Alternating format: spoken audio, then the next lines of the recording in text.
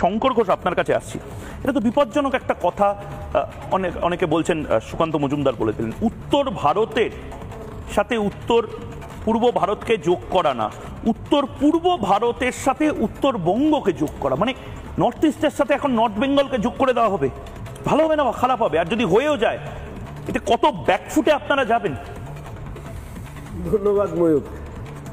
প্রথমত আমি বলি যে উত্তরবঙ্গ নিয়ে ব্যক্তিগতভাবে হোক বা রাজনৈতিকভাবে দলের পক্ষ থেকে বিভিন্ন সময় বিভিন্ন কথা বলেছি, এবং সেই সময়ও আমি একটা অদ্ভুত বিষয় দেখেছি। সেটা হচ্ছে যে উত্তরবঙ্গের উন্নয়নের প্রশ্নে কোনো কথা বললেই বলা হতো এরা রাজ্যটাকে ভাগ করতে চায়। এবং আমি মাঝে মাঝে ভেবেছি যে উত্তরবঙ্গ শব্দটাই এদের অপছন্দ নাকি, যে উত্তরবঙ্গের কোনো কিছু, তাদের যন্ত্রণা, তাদের আবেগ, তাদের অভিমান, তাদের ভালোবাসা, এটা কি শুধুমাত্র কবিতার ছন্দ হবে, না মেঘলা আমি বলবো যে ফগের মধ্যে সেখানে দাঁড়িয়ে কবিতা লেখার জন্য ব্যবহৃত হবে? কোচবিহার থেকে একজন রোগী তার একটা সঠিক ট্রিটমেন্ট পেতে গেলে আমাদের কলকাতায় আসতে হয়, তার সময় লাগছে 18 থেকে 20 ঘন্টা। তো সেই জায়গায় দাঁড়িয়ে উত্তরবঙ্গের স্বাস্থ্য, ভারী শিল্প, পর্যটন, পরিকাঠামো, এই বিষয়গুলোকে আমরা সর্বদা চেয়েছি রাজ্যের সরকার, কেন্দ্রের সরকার যৌথ উদ্যোগে তার উপরে বাড়তি গুরুত্ব বা বাড়তি দায়িত্ব দেওয়া। আজকে তোমার মুখে শুনলাম, আশা করি যারা এই বিষয় নিয়ে এই যে একটা অন্যদিকে ঘুরিয়ে দেওয়ার প্রবণতা, তারাও স্বীকার করবেন যে ঐতিহাসিকভাবেই অর্থনৈতিক যদি আমরা সূচকে দেখি, তাহলে উত্তরবঙ্গ পিছিয়ে রয়েছে। এটা আমাদের বাস্তব অভিজ্ঞতা। এবং যেমন রাঢ়বঙ্গ রয়েছে, ঠিক একইভাবে এই উত্তরবঙ্গের জন্য আমরা যখন বারবার এই কথা বলেছি যে রাজ্যের সরকার এবং কেন্দ্রের সরকার তাদের যৌথ দায়িত্ব হচ্ছে এটাকে এগিয়ে নিয়ে যাওয়ার। আমি একটা উদাহরণ দিই। যারা এই উত্তরবঙ্গের উন্নয়ন নিয়ে যাদের গাত্রদাহ, তারা অনেক সময় নানা কথা বলেন। একটা উত্তরবঙ্গ উন্নয়ন দপ্তর হয়েছে, বাজেট কত? 100 কোটি টাকা। সেই বাজেটের কত খরচা হয়? 30 থেকে 40%, গড়পড়তায় 300 কোটি টাকা। কিন্তু এগুলো শঙ্করদা, আমি আপনাকে একটু ইন্টারাপ্ট করছি কয়েক সেকেন্ডের জন্য, কারণ এগুলো আপনি বলছেন মমতা বন্দ্যোপাধ্যায়, তিনি কিন্তু অন্য হিসেব দিচ্ছেন, অন্য কথা বলছেন, অন্য দাবি করছেন। সৌরভপ্রিয়বাবু ডিফেন্ড করবেন, কিন্তু মমতা বন্দ্যোপাধ্যায় কি কি বলে এসছেন উত্তরবঙ্গের উন্নয়ন নিয়ে একবার শুনি, এবং তারপর আপনার উত্তরটা নেব। একবার শুনে নি। আজকে আপনাদের উত্তরবঙ্গে কত বিজনেস শুরু হচ্ছে।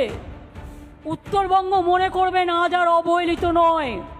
উত্তরবঙ্গ আজ উন্নত শিরে দাঁড়িয়ে আছে। চিত্ত জেতা ভয় শূন্য, উচ্চ জেতা শির। উত্তরবঙ্গ, দক্ষিণবঙ্গ সবাই এগিয়ে চলেছে প্রাণের টানে, শিকড়ের সন্ধানে, নিজের প্রাণে, আপন মনে, আপন জগনে, আপন বিশ্বজনীন হওয়ার জন্য, সার্বজনীন হওয়ার জন্য, সর্বজনীন হওয়ার জন্য। আগে আমি যখন শিলিগুড়িতে আসতাম, কতক্ষণ জ্যামে দাঁড়িয়ে থাকতে হতো। এখন কত ব্রিজ হয়েছে বলুন মা বোনেরা আমার, অনেক রাস্তা হয়েছে। শঙ্কর ঘোষ, আপনি বিরোধী আসনে রয়েছেন, বিধানসভায় মমতা বন্দ্যোপাধ্যায়কে এগুলো নিয়ে জিজ্ঞেস করেছিলেন, মমতা বন্দ্যোপাধ্যায় তো এই কথাগুলো বলছেন, আর আপনি একেবারে উল্টো কথা বলছেন। মানে মমতা বন্দ্যোপাধ্যায় নর্থ পোলের কথা বললে আপনি সাউথ পোলের কথা বলছেন। মাননীয় মুখ্যমন্ত্রীর স্বরচিত কবিতা শুনতে শুনতে পশ্চিমবঙ্গের মানুষের এখন মাথার উপরে চাপ বাড়ছে। তো আমি, মুখ্যমন্ত্রী এটা দেখেছেন কিনা জানি না, যে উত্তরবঙ্গে শিল্প তালুকে গরু চড়ে, এটা হচ্ছে উত্তরবঙ্গের বাস্তব পরিস্থিতি।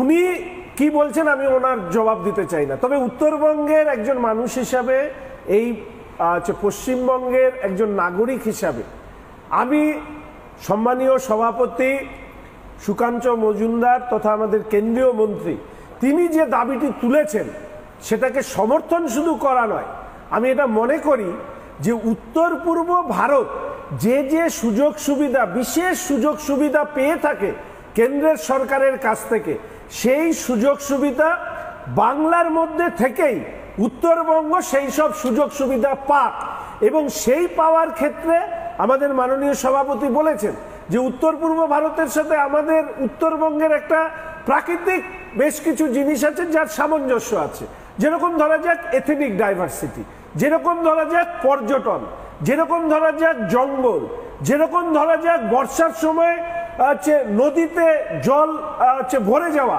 এই যে বিষয়গুলো আছে, এবং তার সাথে সাথে একটা পাহাড়ি প্রদেশে বা পাহাড়ের অংশে যে ধরনের শিল্প তৈরি হয়, আমার ঠিক পাশের রাজ্য আছে সিকিম, সেখানে এটা আমি অনেক আগে বাজেট প্রস্তাবের মধ্যে বলেছিলাম যে সিকিমে যেভাবে ওষুধ শিল্প গড়ে উঠেছে, কেন দার্জিলিংয়ে ওষুধ শিল্প বা মেডিসিন ইন্ডাস্ট্রি গড়বার জন্য বিশেষ আর্থিক সুবিধে কেন উত্তরবঙ্গে পাবে না, যাতে আমরা অন্তত আরেকটু স্বনির্ভর হয়ে উঠতে পারি। আমি শেষ করব একটি কথা বলে, সেটা হচ্ছে যারা উত্তরবঙ্গকে আলাদা করে দেওয়ার জন্য একদম পাগল হয়ে যারা রাস্তায় নেমে পড়েন উত্তরবঙ্গের কোনো সম্ভাবনার কথা দাবি তুললে, তাদেরকে শুধু একটা পরিসংখ্যান দিয়ে দিই।